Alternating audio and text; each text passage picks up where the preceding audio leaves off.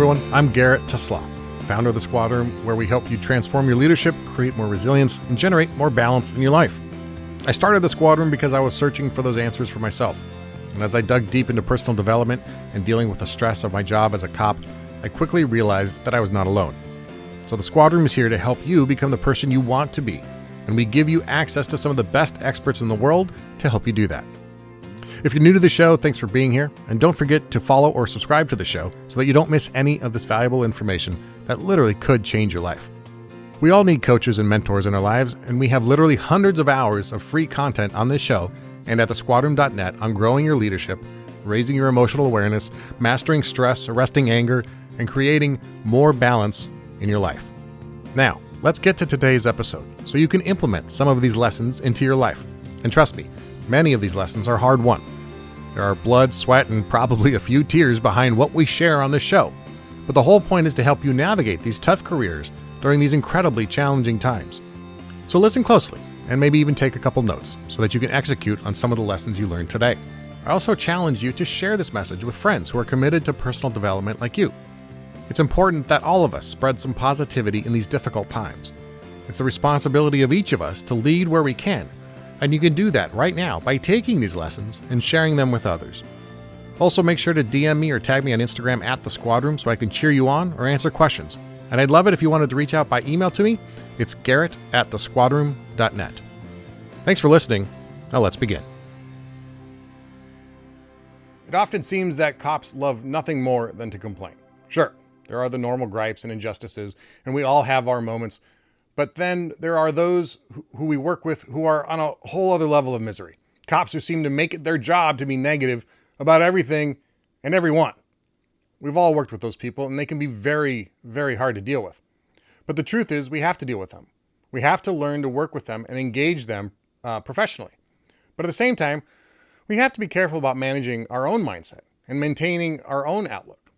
So with this topic on my mind, I thought I'd share 5 ways to deal with negative people. The first one is to disengage. Negative people can be a nuisance, but there are ways of dealing with them. One effective strategy is to just disengage with them whenever possible. If they start to get on your nerves or you feel your own attitude starting to sink along with theirs, find a reason to remove yourself from the conversation. It can be as simple as turning away and making a comment that you need to get back to work, or that you need to go somewhere to do follow-up. Anywhere, somewhere else, just not there. Anywhere but where you are.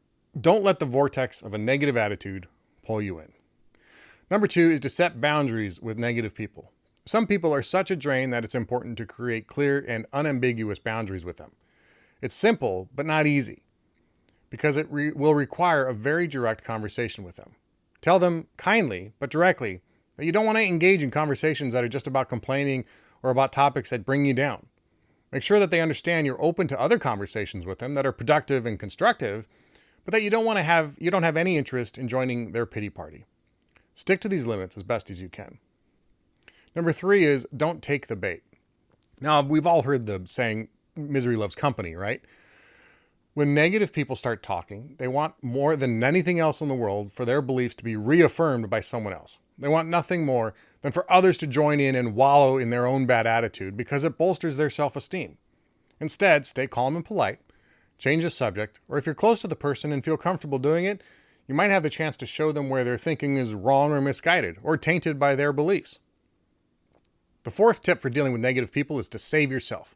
There are plenty of people we work with that no matter what you do or how hard you try, they've already convinced themselves that everything is miserable, that the agency sucks, that everyone's out to get at them, and on and on and on. We've all worked with those people, and if you haven't yet, consider yourself lucky. In fact, I was that person for a long time. The last thing you want in your career is to end it bitter, angry, and isolated. To avoid that, you have to be aware of your own thoughts and feelings, and you have to be willing to challenge them at times to see that there are positive things happening in your world. This is simple, but not always easy, but challenging your own negativity bias will keep you from spiraling down into the misery that others so desperately want you to have. The 5th and final tip for dealing with negative people is to be ready to help. Negative people can be a real challenge to work with. They can be difficult to talk to, and they may not take kindly to any attempts at constructive criticism. However, it's important not to shy away from dealing with negative people when necessary. There are times when it will be necessary to put a stop to their behavior, but there also might be some legitimate underlying reasons why they're feeling so down. One of the most powerful things you can do as a partner is to be willing to have difficult conversations with them. If you have a negative partner, there's probably something happening behind the scenes that you don't know about. Maybe it's a medical condition, or marital or financial problems, or trauma from the job. It could be anything. If you're brave enough, try to open up a conversation with them. Hey, Mark, I notice you seem to be feeling really down recently, and lots of things are affecting you here at work. Is there something going on that I can help you with? Now here's the kicker. You need to be ready and wanting to help if they're ready to open up to you. Oftentimes, it's referring them to other resources like EAP programs or in-house counseling, or even free resources like the Squad Room. So there you have it. 5 ways to deal with negative people at work. To recap, disengage, set boundaries, don't take the bait, save yourself, and be ready to help. Hey, thanks for listening to today's episode. If you're new to the show, make sure you check through our catalog of episodes because you're going to find some amazing guests and some amazing actionable ideas that you can take into your day. Also, if you like what you heard today, I want to offer you some extra free resources that we give out. It's our Tactical Tuesday newsletter. Every Tuesday, I bring you a few tactics, tips, and strategies to help you succeed in the week ahead. It may be a book I want to share, gear I found useful, an inspiring quote to think about, or anything else I think you'd like. To sign up for the Tactical Tuesdays email list, you can visit thesquadroom.net/Tactical Tuesdays, or just text your email address and your first name to 805-364-2331. That's 805-364-2331. Those text messages actually come straight to me. It's not some big conglomerate where they steal all your information.